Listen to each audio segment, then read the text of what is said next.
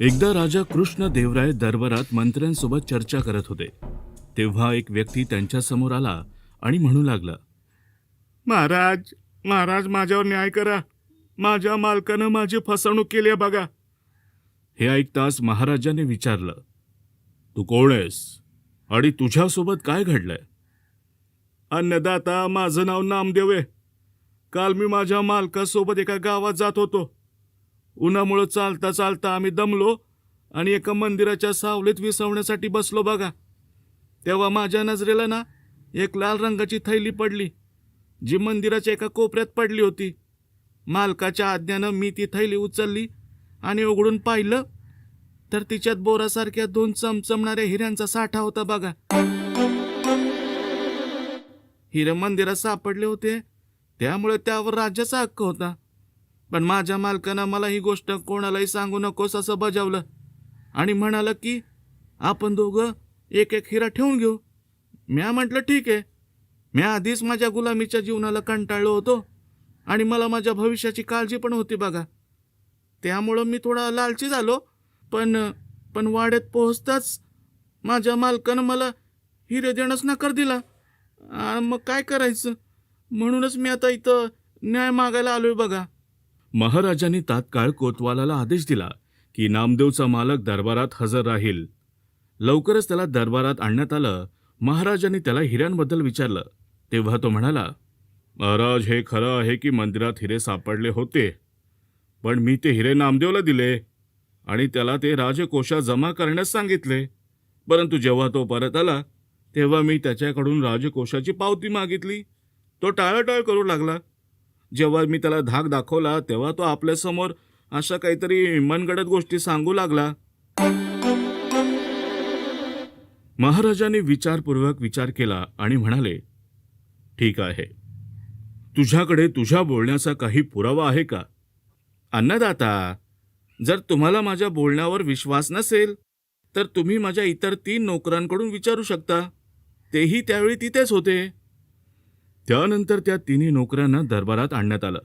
तिघांनीही नामदेवाविरुद्ध साक्ष दिली. मग महाराजांनी त्या 4ही जणांना तिथेच थांबवलं आणि स्वतः आपल्या विश्रामगृहात गेले. त्यांनी सेनापती, महामंत्री आणि तेनालीराम यांना बोलावून या प्रकरणावर चर्चा केली. महाराजांनी महामंत्र्यांना विचारलं, तुम्हाला काय वाटतं महामंत्री? नामदेव खोटं बोलत आहे का? महामंत्री म्हणाला, जी महाराज, मला वाटते की नामदेव खोटं बोलत आहे. त्याला लोभ आला असावा आणि त्यानेच हिरे स्वतःजवळ ठेवले असतील. सेनापती म्हणाला, महाराज, मला वाटतं की नामदेव खरं बोलत आहे आणि हे साक्षीदार खोटे बोलत आहेत. इथे तेनालीराम शांतपणे सर्वांचं बोलणं ऐकत होता. महाराजांनी त्यांच्याकडे पाहिलं आणि त्यांना विचारलं, तेनाली, तुला काय वाटतं? तेनालीराम म्हणाला, महाराज, सत्य काय आहे हे लगेचच स्पष्ट होईल, पण त्यासाठी तुम्हा सर्वांना काही वेळासाठी पडद्यामागे लपावे लागेल. महाराजांना लवकरात लवकर ह्या प्रकरणाचा निकाल लावायचा असल्यामुळे ते सहमत झाले आणि पडद्यामागे गेले. महामंत्री व सेनापती काहीसे नाराज होऊन पडद्यामागे गेले. आता विश्रामगृहात फक्त तेनालीराम उभा होता.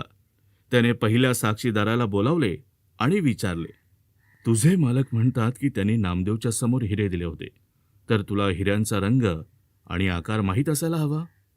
तेनालीरामने कागद आणि पेन त्या साक्षीदारांसमोर ठेवले आणि म्हणाला, मग या कागदावर हिऱ्याचे चित्र काढ बघू.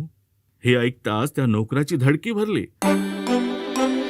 आणि तो म्हणाला, मी हिरे काही पाहिले नाहीत, कारण ते लाल रंगाच्या थैलीत होते ना. तेनालीराम म्हणाला, ठीक आहे, आता तिकडे जाऊन उभा राहा.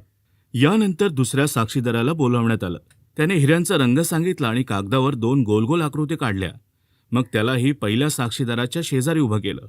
तिसऱ्या साक्षीदाराला विचारला असता तो म्हणाला, हिरे भोजपात्राच्या थैलीत होते, त्यामुळे मी ते पाहू शकलो नाही. हे ऐकताच महाराज पडद्यामागून बाहेर आले. महाराजांना पाहून 3 नोकर घाबरले आणि लगेच सत्य सांगण्याचं ठरवलं. ते त्वरित महाराजांच्या पायांवर पडले आणि म्हणाले, महाराज, आमच्या मालकानेच आम्हाला धमकावलं होतं आणि नोकरीतून काढून टाकण्याची भीती दाखवली होती, म्हणूनच आम्हाला खोटं बोलावं लागलं. महाराजांनी लगेच नामदेवच्या मालकाच्या घराची झडती घेण्याचे आदेश दिले आणि झडती दरम्यान दोन्ही हिरे सापडले. मग महाराजांनी निकाल दिला. नामदेवच्या मालकाला 10,000 सुवर्ण मुद्रांची नुकसान भरपाई नामदेवला द्यावी लागली आणि 20,000 सुवर्ण मुद्रांचे दंड स्वरूपात भरण्यास सांगण्यात आले. तर सापडलेले दोन्ही हिरे राजकोषात जमा करण्यात आले आणि अशा प्रकारे तेनालीरामच्या बुद्धिमत्तेच्या मदतीने महाराजांनी नामदेवला न्याय मिळवून दिला.